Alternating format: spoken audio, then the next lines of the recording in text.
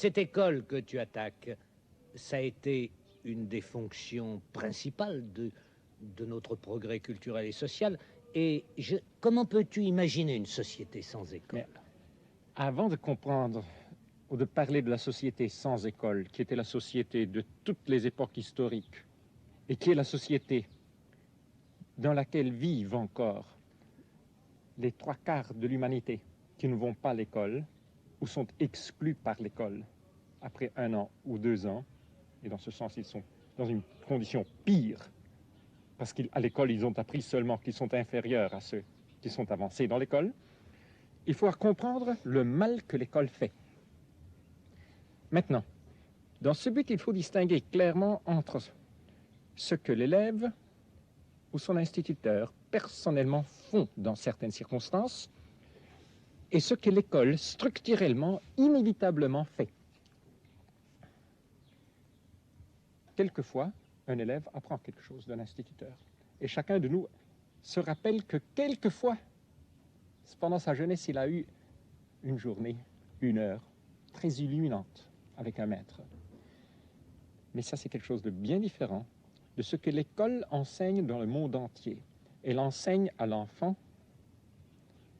qu'il a besoin de l'institution pour apprendre. Il enseigne à l'enfant qu'il ne peut pas apprendre ce qu'un autre a jugé appartient à une classe supérieure.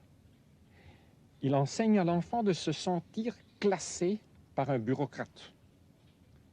L'école enseigne inévitablement à l'enfant que l'enseignement que la société respectera est le produit d'une institution établie par cette institution et par des experts qui savent comment produire cette marchandise. L'école inévitablement introjecte le capitalisme, la capitalisation du savoir, parce que c'est le capitaliste en savoir qui peut démontrer avec des certificats ce qu'il a accumulé intérieurement, auquel la société reconnaît une valeur sociale supérieure à celui qui a des certificats d'action de niveau inférieur. L'école, dès le moment qu'elle est devenue obligatoire, et comme je t'ai dit, dans la majorité des pays, elle est obligatoire, mais insuffisante pour la grande majorité, même sur ce niveau obligatoire. Dans le monde entier, l'école a été établie comme l'organe reproductif de la société. La Russie se reproduit moyennant la même institution qu'utilisent les États-Unis. L'assistance, pendant 1000 heures par année, dans des groupements d'âge spécifiques, d'une trentaine d'enfants autour d'un professeur, pour des années successives, pour accumuler intérieurement le savoir.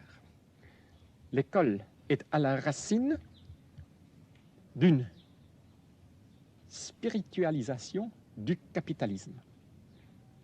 Et il n'y a pas de possibilité d'alternative au capitalisme tant qu'on continue de capitaliser les gens en savoir pour une réalité qui devient toujours plus complexe pour pouvoir justifier la nécessité de cette capitalisation. En France, où l'école publique a été liée à toute la lutte pour le progrès, quand tu parles de déscolariser, les gens se disent mais il veut nous faire retourner à l'époque du Moyen-Âge.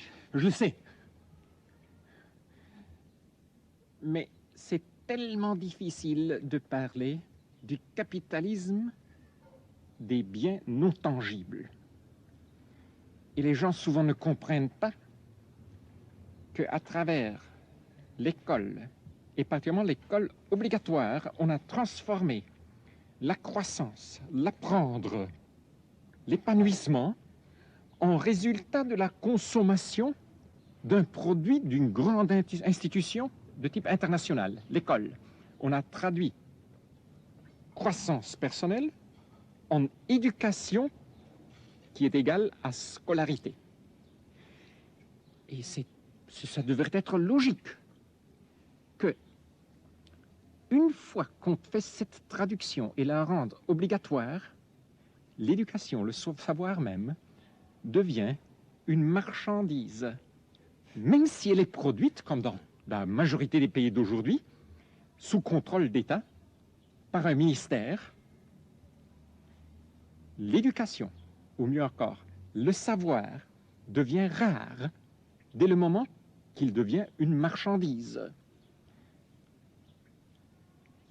Le vrai problème, le vrai défi aujourd'hui pour le socialisme, c'est de se rendre compte de la nature de marchandise des traitements sociaux, des traitements, je crois que ce traitement est la parole, non, des thérapies qu'on définit comme produits institutionnels.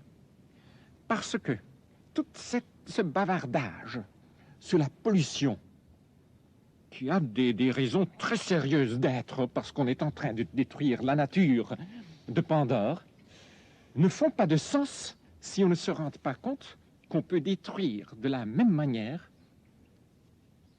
la convivence sociale, la texture sociale, si on suit l'exemple de la Russie ou des États-Unis, cherchant de développer le secteur tertiaire, le secteur des services obligatoires, arrivant à transformer tous les besoins interpersonnels, le besoin d'être assisté quand je suis malade ou mourant, le besoin de m'ouvrir au monde et de m'illuminer sur ce qui se passe dans le monde quand je suis jeune, le besoin de passer d'un endroit à l'autre dans le transport, si on transforme tout ça en marchandise.